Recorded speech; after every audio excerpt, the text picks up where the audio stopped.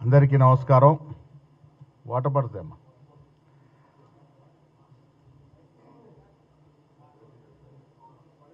గౌరవ deputy chief minister గారు శ్రీ బట్టి విక్రమార్క గారు, గౌరవ మంత్రివర్యులు వాకెటి శ్రీహరి గారు, గౌరవ మంత్రివర్యులు పొన్నం ప్రభాకర్ గారు, మా పిసిసి అధికార ప్రతినిధులందరూ మీ అందరికీ నమస్కారం. కాంగ్రెస్ పార్టీ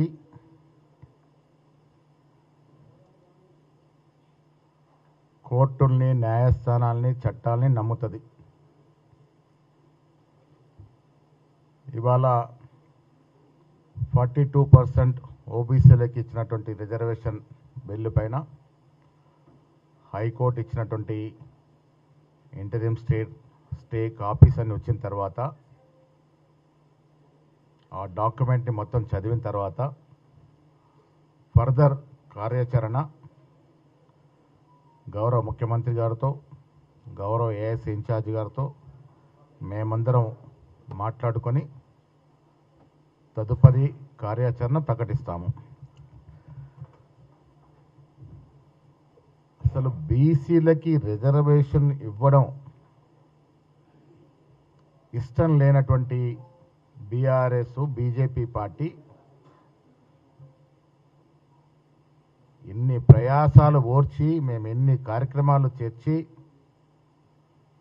ఉన్న ఆప్షన్స్ అన్నీ కూడా అవైల్ చేసుకొని ఎట్టి పరిస్థితుల్లో 42% రిజర్వేషన్ ఇవ్వాలనే చిత్తశుద్ధితో మేము గత సంవత్సరం కాలంగా చేసినటువంటి కార్యక్రమాలన్నీ కూడా తెలంగాణ ప్రజలు గ్రహిస్తూ ఉన్నారు.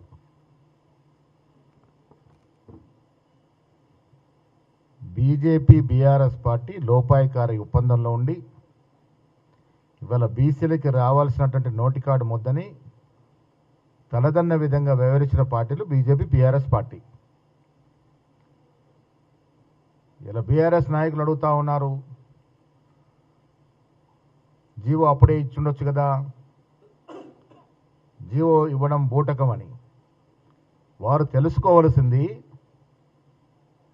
కాంగ్రెస్ పార్టీ చిత్తశుద్ధి ఎంత లోతైందంటే, సరే ఇప్పుడు బ్రిటిష్ కాలంలో చేసినట్టు కుల సర్వే తర్వాత దాదాపు 95 సంవత్సరాల తర్వాత ఈ దేశ చరిత్రలో మొట్టమొదటిసారిగా రాహుల్ గాంధీ, ఖర్గే గారి ఆశయాన్ని పూరిస్తూ రాష్ట్ర ముఖ్యమంత్రి రేవంత్ రెడ్డి గారు, బట్టి విక్రమార్క గారు డిప్యూటీ ముఖ్యమంత్రి గారు చొరవతో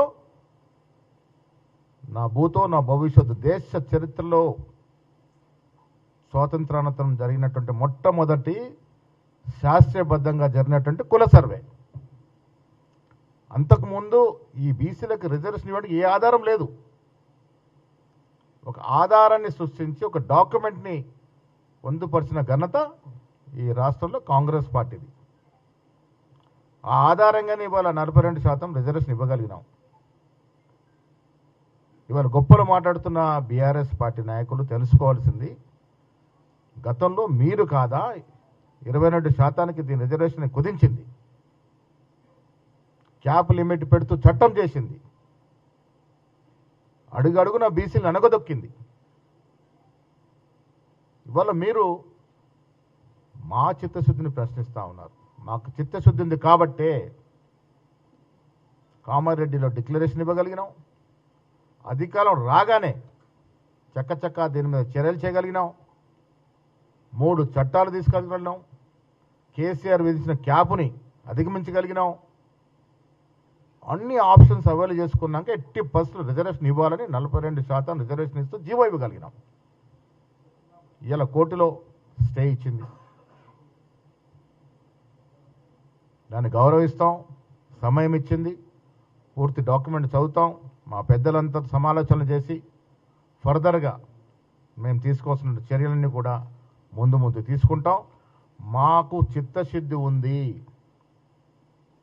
మా నాయకులు ఖర్గే, రాహుల్ గాంధీతో పాటు రేవంత్ రెడ్డి గారు, బట్టి విక్రమార్క గారు, మా మంత్రివర్గ సభ్యులు, మా ఎమ్మెల్యేలు, ఎంపీలు, ఎమ్మెల్సీలు అందరం కూడా చిత్తశుద్ధితో ఉన్నాం కాబట్టే సంవత్సరంన్నర కాలంగా ఎన్నికలు జరగకుండా 80% 42% రిజర్వేషన్ పోవాలని తపనతోనే ఇంత ప్రయాసకు ఓర్చి ఇన్ని రకాల ప్రయత్నాలు చేసినాం. వీళ్ళు ఒకరంటారు ఢిల్లీలో పోరాడాల్సింది గల్లీలో అరే మేము ఢిల్లీలో పోరాడినప్పుడు మీరెక్కడ తలదాచుకున్నారు? యావత్ క్యాబినెట్, తెలంగాణ కాంగ్రెస్ ఎమ్మెల్యేలు, ఎమ్మెల్సీలు, ఎంపీలు, డీసీసీ అధ్యక్షులు, చైర్మన్ అందరం కట్టకట్టుకొని ఢిల్లీ పోయి ధర్నా చేస్తే ఆనాడు మీరు ఎక్కడికి దాక్కున్నారు? మరి మేము చేసే ధర్నాకు రాలేదు. బీసీ సంఘాలు కులాలకు అతీతంగా, పార్టీలకు అతీతంగా వారు ధర్నా చేస్తే ఈ రాజకీయ పార్టీలు బీజేపీ, బీఆర్ఎస్ పార్టీ ఎందుకు తోకముడిచి తలదాచుకున్నారు? రోజు ఇవాళ మా కోర్టులోకి సీనియర్ నాయకులైనటువంటి వయసు నిమిత్తం లేకుండా హనుమంతరావు గారు, కేశవరావు గారు ఇంప్లీడ్ అవుతే ఈ రెండు పార్టీల నుంచి ఒక్క నాయకుడు కూడా ఇంప్లీడ్ కాలే. అందుకే ఈ నాయకులు చరిత్రలో బీసీ ద్రోవులుగా మిగులుతారు. ఇవాళ కోర్టు తీర్పు వచ్చినాక ఇష్టారాజ్యంగా మాట్లాడుతూ ఉన్నారు. మీకు చిత్తశుద్ధి లేరు, మీరు బీసీ రిజర్వేషన్ వ్యతిరేకులు. బీజేపీ, బీఆర్ఎస్ పార్టీ లోపాయికార ఒప్పందాలు ఉండి ఈ రిజర్వేషన్ 80% అడ్డుకోవాలనే కుతంత్రంతోనే ఇవాళ ఈ రకంగా మాట్లాడుతూ ఉన్నారు. ఏది ఏమైనా మా రాహుల్ గాంధీ గారి యొక్క ఆశయాన్ని ఈ రాష్ట్రంలో రేవంత్ రెడ్డి గారు, బట్టి విక్రమార్క గారు, మా మంత్రివర్గ సభ్యులు, మేమందరం కూడా ఇంకా ఎన్ని ఆప్షన్స్ ఉన్నా అవైల్ చేసుకొని తుదకి 42% రిజర్వేషన్ ఇచ్చే ప్రయత్నం, ఇచ్చిన తర్వాత ఎన్నికలకు పోయే ప్రయత్నం చేస్తాం. ఇప్పుడు ఈ కుల సర్వే నుంచి మొదలుకొని తెలంగాణలో కాంగ్రెస్ పార్టీ అధికారంలోకి వచ్చిన తర్వాత మేము బీసీలకు రిజర్వేషన్ ఇవ్వాలని తపనతో తీసుకున్న కార్యక్రమాలన్నిటి మీద కూడా మా గౌరవ డిప్యూటీ సీఎం గారు మీకు వివరిస్తారు.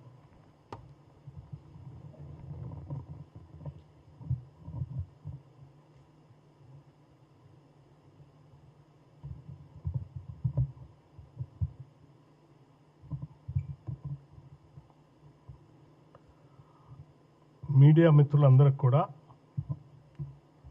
ముందుగా నా హృదయపూర్వకమైనటువంటి నమస్కారాలు. గౌరవ రాష్ట్ర కాంగ్రెస్ కమిటీ అధ్యక్షులు శ్రీ మహేష్ కుమార్ గౌడ్ గారు, గౌరవ రాష్ట్ర మంత్రివర్యులు శ్రీ పొన్నం ప్రభాకర్ గారు, మరో గౌరవ రాష్ట్ర మంత్రివర్యులు శ్రీ వాకిటి శ్రీహరి గారు, జగదీష్ గారు, ఇందిరా శోభన్ గారు, మా యువజన కాంగ్రెస్ కమిటీ అధ్యక్షులు, అట్లాగే ఇతర అనుబంధ సంఘాల అధ్యక్షులు అందరం కలిసి ఈరోజు మీ ద్వారా రాష్ట్ర ప్రజలకి కొన్ని విషయాలు స్పష్టంగా చెప్పాలన్నటువంటి ఆలోచనతోనే ఈ పత్రికా సమావేశం ఏర్పాటు చేయడం జరిగింది. ఈరోజు రాష్ట్ర హైకోర్టులో వచ్చినటువంటి తీర్పుకు సంబంధించినటువంటి సమాచారం పూర్తిగా కాపీ అందిన తర్వాత దానిపైన తప్పనిసరిగా మా ఆలోచన ఏంటో దాన్ని పూర్తిగా అవగాహన చేసుకున్న తర్వాత మాట్లాడతాం. కాకపోతే ఇప్పటివరకు రాష్ట్ర ప్రభుత్వం ద్వారా ఈ రాష్ట్రంలో ఉన్నటువంటి ఓబీసీలకి 42% రిజర్వేషన్ కల్పించాలని చేసిన ప్రతి ప్రక్రియలో అటు సిపెక్ సర్వే దగ్గర నుంచి మొదలు పెడితే ఆ తర్వాత జరిగినటువంటి డెడికేటెడ్ కమిషన్ దగ్గర నుంచి, అట్లాగే బీసీ వెల్ఫేర్ మినిస్ట్రీ దగ్గర నుంచి, పంచాయతీరాజ్ శాఖ దగ్గర నుంచి చివరికి అటు సుప్రీంకోర్టులో వేసినటువంటి కేసు సంబంధించి కానీ ఈరోజు హైకోర్టులో వాదన వినిపించి తగు న్యాయం చేయటం కోసం ప్రయత్నం చేసిన వారందరికీ ముందుగా రాష్ట్ర ప్రభుత్వం తరఫు నుంచి, అట్లాగే రాష్ట్ర కాంగ్రెస్ కమిటీ తరఫు నుంచి కూడా ధన్యవాదాలు తెలియజేస్తా ఉన్నాం. ఈరోజు కాంగ్రెస్ పార్టీకి ప్రభుత్వానికి రాష్ట్రంలో ఉన్నటువంటి ఓబీసీలకి 42% రిజర్వేషన్ కల్పించాలనేటువంటి చిత్తశుద్ధి, సంకల్ప బలం చాలా స్పష్టంగా ఉన్నది కాబట్టే అనేక ప్రక్రియలు చేసి మేము ఇక్కడ వరకు చేరుకోగలిగాం. మీ అందరికీ తెలిసిందే,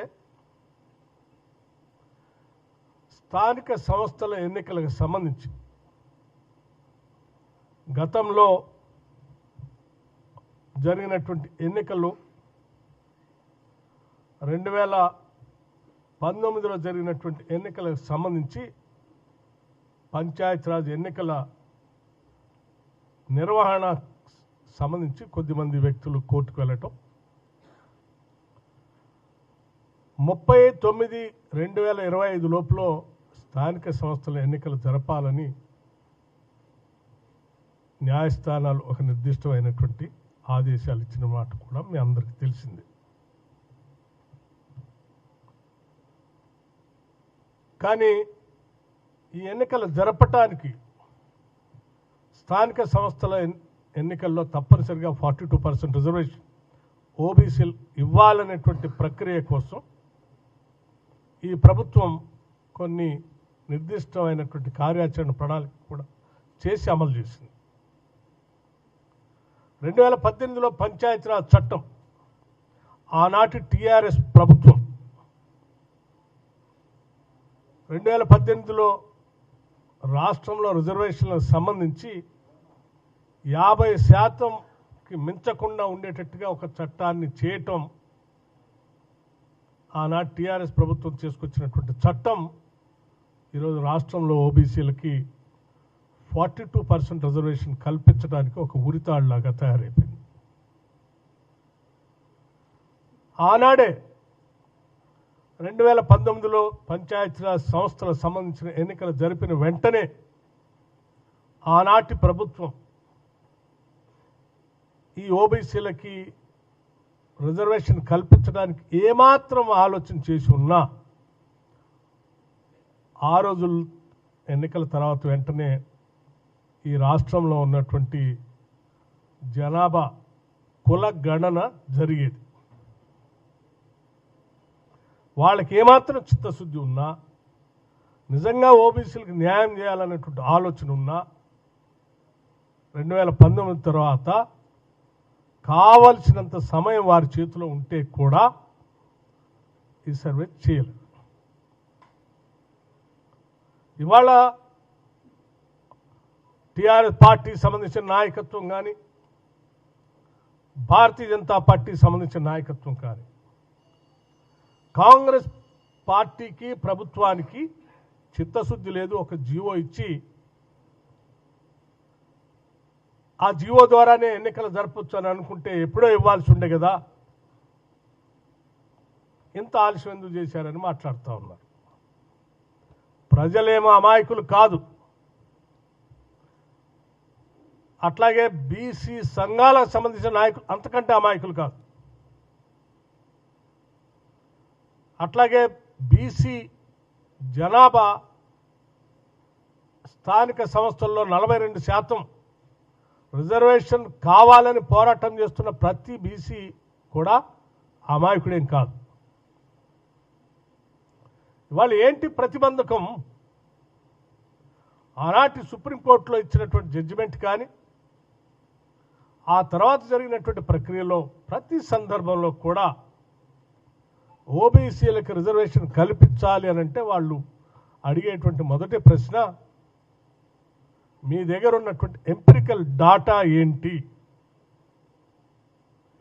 ఏ దామాషా ప్రకారం, ఏ లెక్కల ప్రకారం మీరు ఓబీసీలు ఇంతమంది ఉన్నారు, ఇంత రిజర్వేషన్ కల్పిస్తున్నామని ఎట్లా అడుగుతారు? మీ దగ్గర ఏం లెక్కలు లేవు కాబట్టే మీరు లెక్కలు చేసుకొని కరెక్ట్గా సాంకేతికంగా సైంటిఫిక్గా సర్వే చేసి మీరు సమర్పిస్తే తప్పనిసరిగా పరిశీలన చేస్తామని చెప్పారు. మరి ఎందుకు చేయలే మీరు? మేము మళ్ళీ కూడా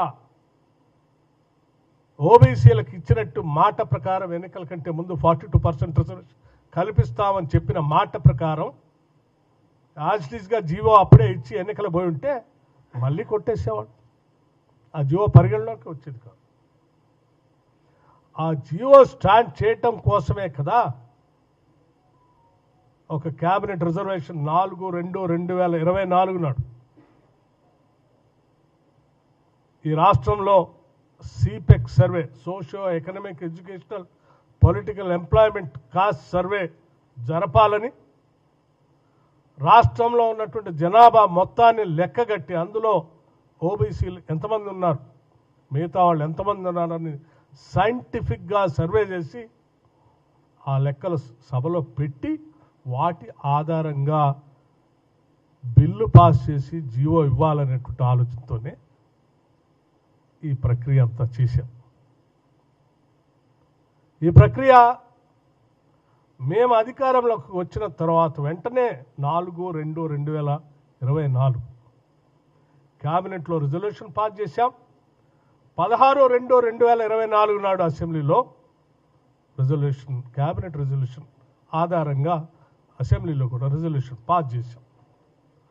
10/10/2024 నాడు ప్లానింగ్ డిపార్ట్మెంట్ ద్వారా ఈ సర్వే చేయాలని రాష్ట్ర ప్రభుత్వం జీవో కూడా ఇష్యూ చేసింది.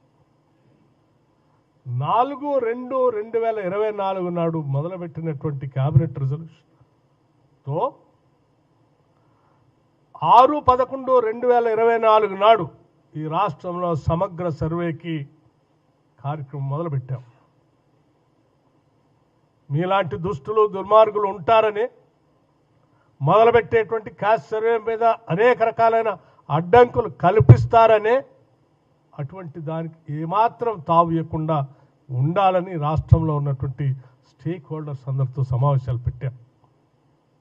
ఈ దేశంలో ఎక్కడెక్కడైతే దీనిపైన అవగాహన కలిగినటువంటి నాయకులు ఉన్నారో, అధికారులు ఉన్నారో, ఏ రాష్ట్రాలలో దీనిపైన కొంత ప్రత్యేకమైనటువంటి చొరవ చూపించి ఆలోచన చేశారు, వాళ్ళందరితో కూడా సమగ్రంగా ఆలోచన చేశాం.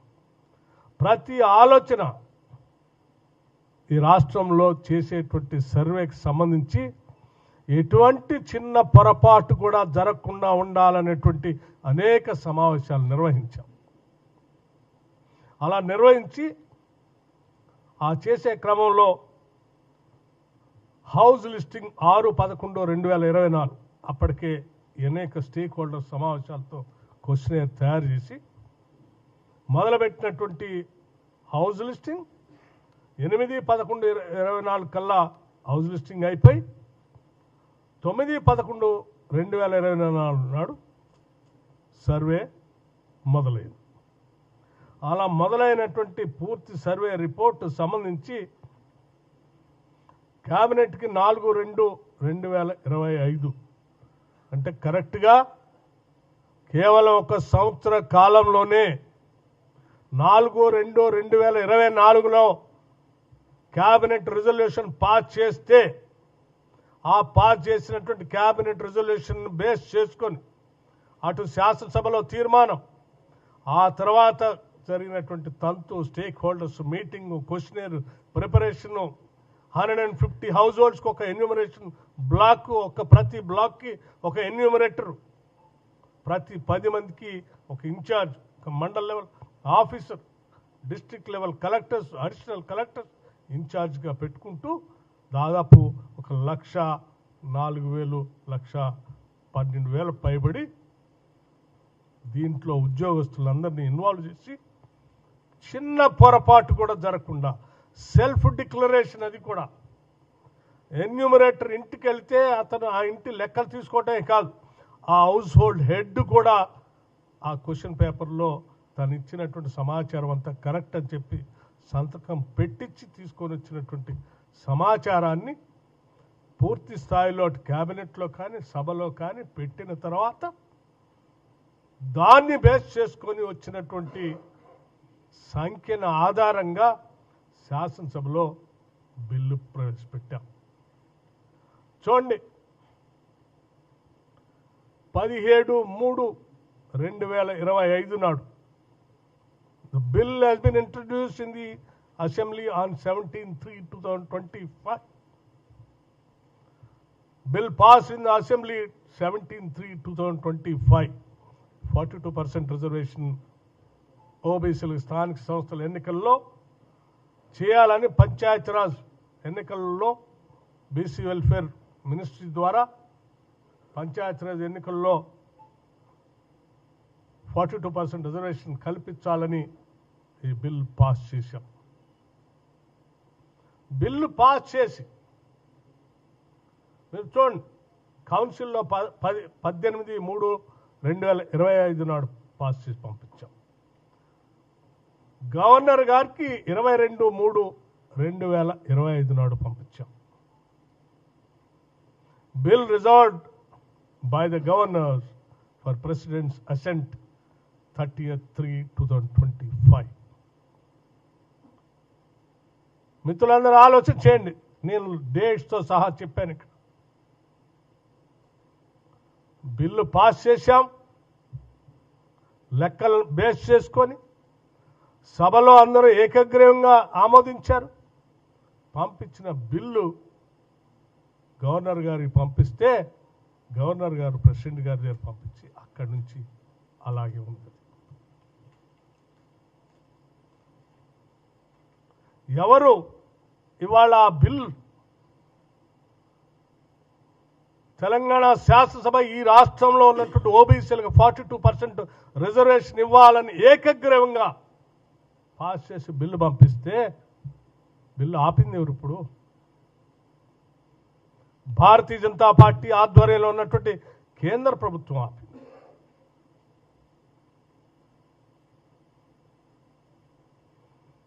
బీజేపీ గవర్నమెంట్ ఏమో మేము పంపించిన బిల్లు ఆపుతుంది, టీఆర్ఎస్ పార్టీ ఏమో 2018లో పంచాయతీరాజ్ చట్టం తీసుకొచ్చి 50%కి క్యాప్ పెడుతుంది. 50% పెంచడానికి బీసీ రిజర్వేషన్ పెంచడానికి వీల్లేదని చట్టం చేస్తుంది.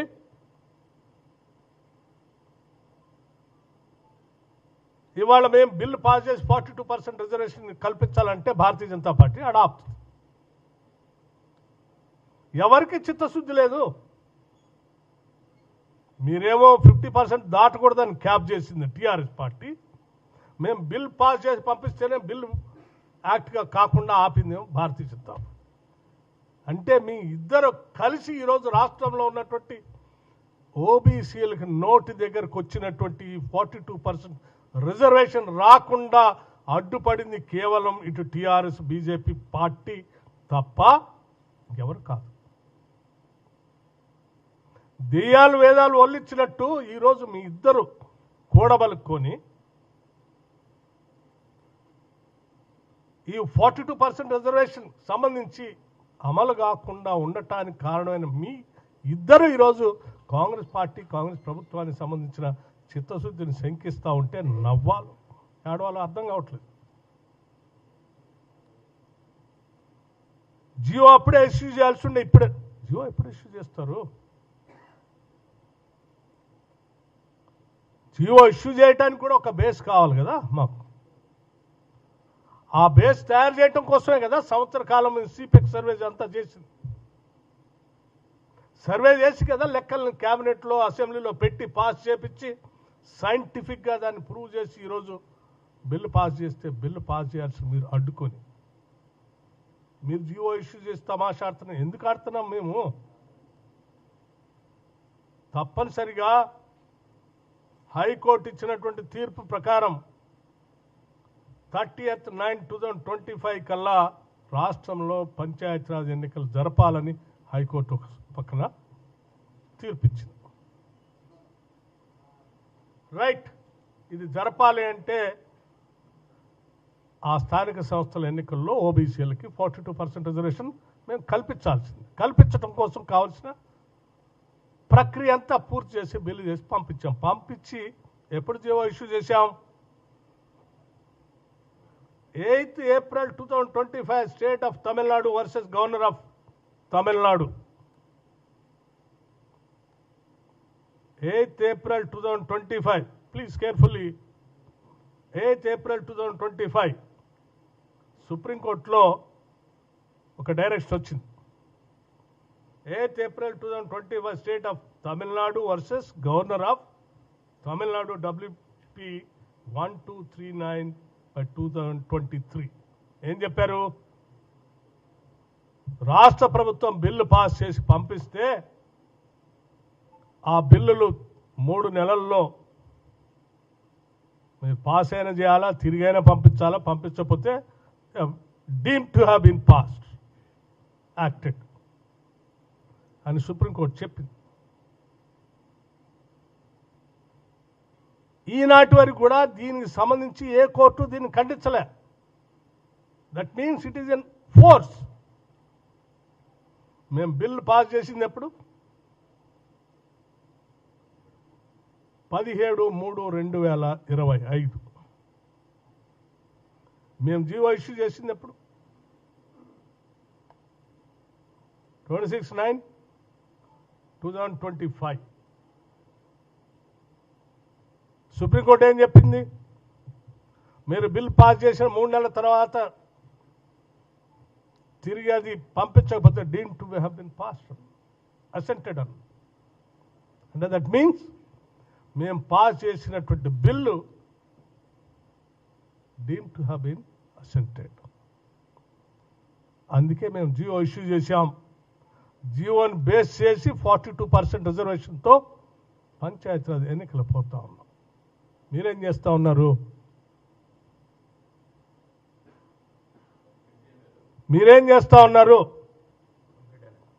కాంగ్రెస్ పార్టీ ఈ రాష్ట్రంలో ఉన్నటువంటి ఓబీసీల కోసం ఇంత పెద్ద ఎత్తున సహేతుకంగా, సైంటిఫిక్గా, పకడ్బందీగా ఒక 100 సంవత్సరాల తర్వాత ఈ దేశ చరిత్రలో ఎక్కడా చేయనటువంటి కాస్ట్ సర్వే చేసి దాన్ని బేస్ చేసుకొని వీళ్ళకి న్యాయం చేస్తూ ఉంటే ఈరోజు అది రాకుండా అడ్డుపడి కపట నాటకంతో కుట్రలు జరిపిన మీ ఇద్దరు చివరికి సిపెక్ సర్వేలో కూడా పాల్గొనలే. మీరు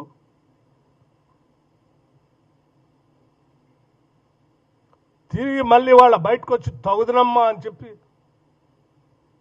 మాట్లాడుతూ ఉన్నారు. నిజంగా ఈ రాష్ట్రంలో ఉన్నటువంటి ఓబీసీలు టీఆర్ఎస్ని కానీ బీజేపీని కానీ చరిత్రలో క్షమించరు.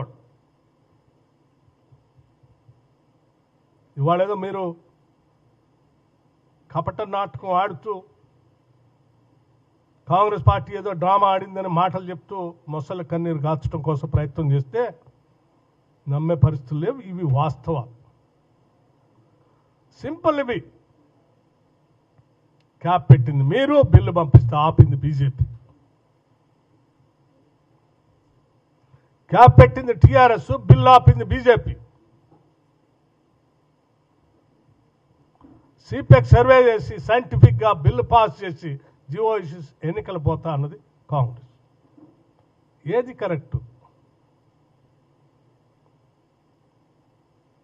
మీరు ఇటువంటి మాటలతో మీరు చేసిన తప్పిదాలని, మీరు చేసినటువంటి అన్యాయాన్ని కప్పిపుచ్చుకోవడం కోసం మీరు ప్రయత్నం చేస్తున్నారేమో.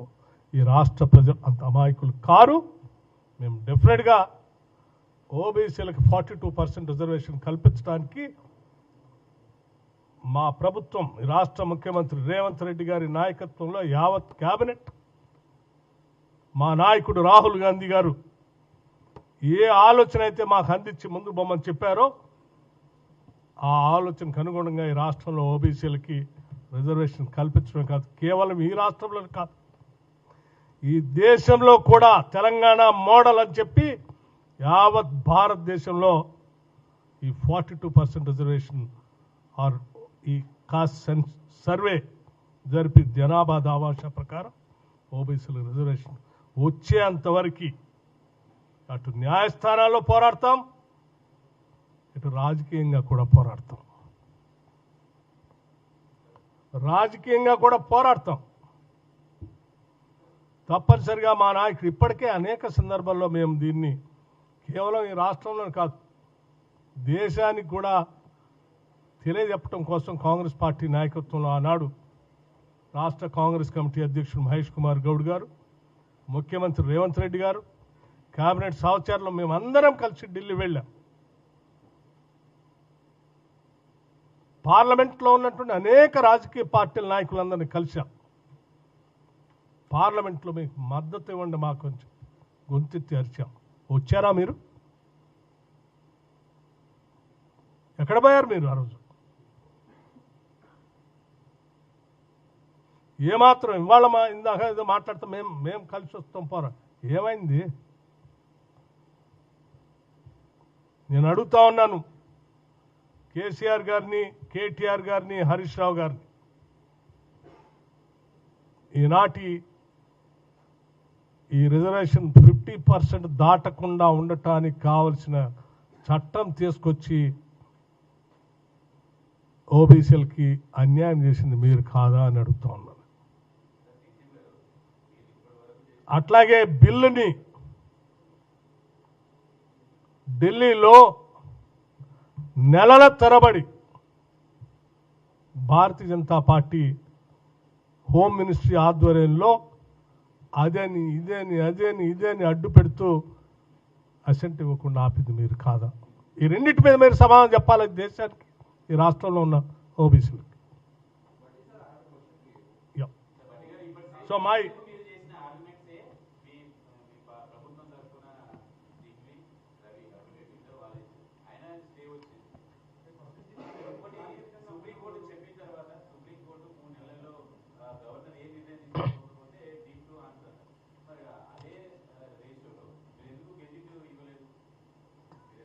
జివో ఇష్యూ చేసి ఎలక్షన్ పోతా ఉన్నాం.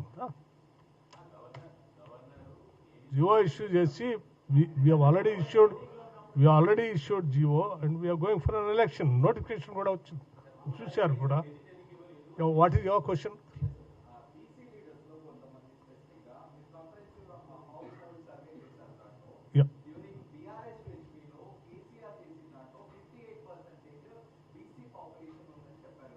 ఏదమ్మా?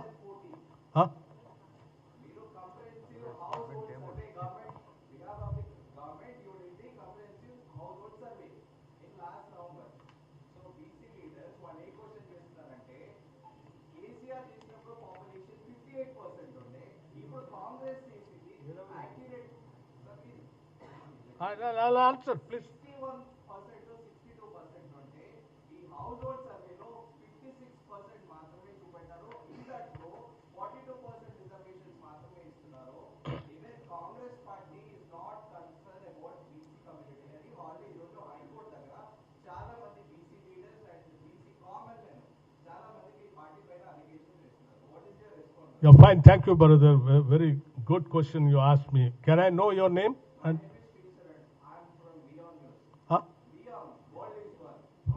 Fine, thank you. మీరు చెప్పినటువంటి సర్వే ఇది TRS alias BRS, BRS alias TRS government time.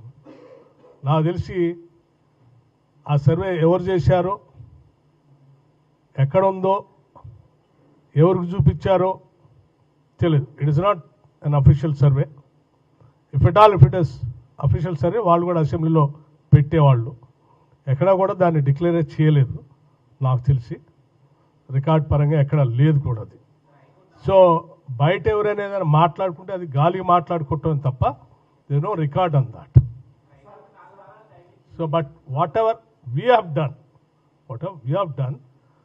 Done it very meticulously, carefully, with all kinds of questions and with a self declaration signature also. Thank you.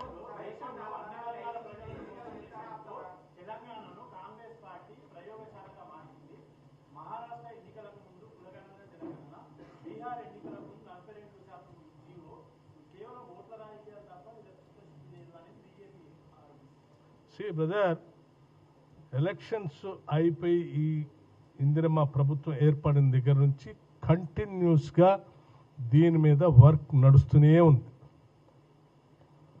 Right from 17/3/2025 onwards till GO number 1926/9/2025 GO issue చేసేంతవరకు కంటిన్యూస్గా ఈ work నడుస్తూనే ఉంది. ఈ work నడిచే ప్రక్రియలో భాగంగా దేశంలో ఏ రాష్ట్రంలో ఏ ఎన్నికలైనా వచ్చి ఉండొచ్చు, పోయి ఉండొచ్చు. దీనికి దానికి సంబంధం లేదు.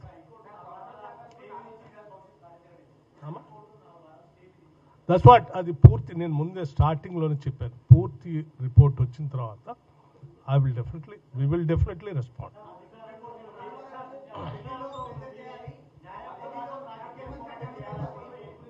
ఓకే,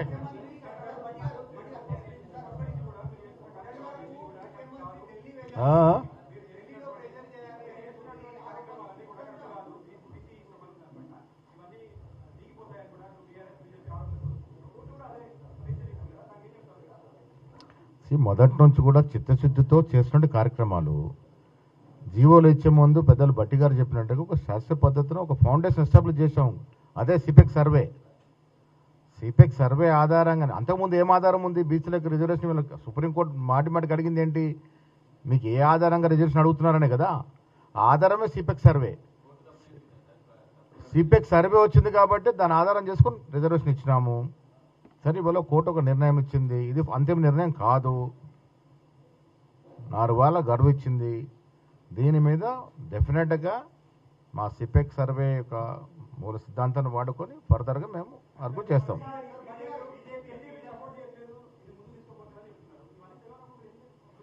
అరే, అసెంబ్లీలో మేము బిల్లు పెట్టినప్పుడు బీజేపీ శాసనసభ్యులు ఓటేశారు కదా. అదే మాదిరిగా పార్లమెంట్లో కూడా పాస్ చేస్తారనుకున్నాం. వాళ్ళు యూటర్న్ తీసుకొని బీఆర్ఎస్ ఒత్తిళ్లకు లొంగి కేసీఆర్తో మాట్లాడుకొని ఇక్కడ రాష్ట్రంలో బీజేపీ బీఆర్ఎస్ ఒకటై కాంగ్రెస్ను వీకన్ చేయాల ఉద్దేశంతో ఇక్కడ ఓటేసిన వ్యక్తులు మాట మార్చి పార్లమెంట్ ఎందుకు అడుగుతున్నారు? ఇవాళ కోర్టులో నిజంగా ఇవాళ బీఆర్ఎస్లో కానీ బీజేపీలో కానీ బీసీ నాయకులు ఇంత మాట్లాడుతున్నారు కదా, వాళ్ళకి చిత్తశుద్ధి ఎక్కడుంది? ఎందుకు కోర్టుకు చింప్లీట్ కాలే? వయసు నిప్పింతలు లేకుండా మా హనుమంతరావు గారు, కేశవరావు గారు కోర్టుకు వచ్చి నిలబడి వారి యొక్క చిత్తశుద్ధిని చాటుకుంటే మీరు ఇంట్లో ఎందుకు దాక్కున్నారు?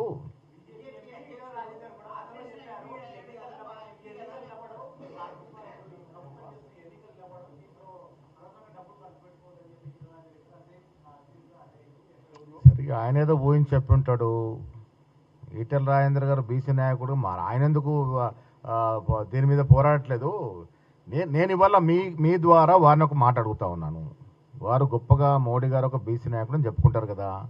ఇప్పుడు మేము మోడీ మీద పోరాడాం కదా, ఢిల్లీ గర్జించినాం కదా. మీరు ఎక్కడ దాక్కున్నారు అప్పుడు? పోనీ ఇవాళ బీజేపీలో పార్లమెంట్ సభ్యులుగా ఉన్నారు వాళ్ళు.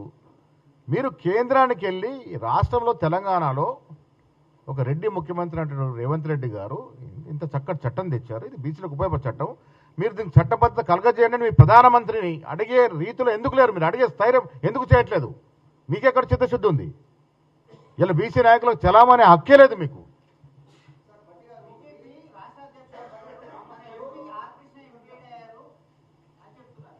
ఆర్ కృష్ణ గారు స్టేట్మెంట్ నా దగ్గర ఉంది. చాలా చక్కగా జీవో ఇచ్చారు, మంచి పని చేశారు, వీల్ గో ఫర్ ఎలక్షన్స్ అని. అదే ఆర్ కృష్ణ గారు జీవోని సమర్థించారు, చట్టాలను సమర్థించారు. ఆయన బీజేపీ నాయకుడిగా ఇంప్లీడ్ అయ్యాను అనుకోవట్లే, ఆయన ఒక బీసీ నాయకుడిగా ఇంప్లీడ్ అయ్యారు.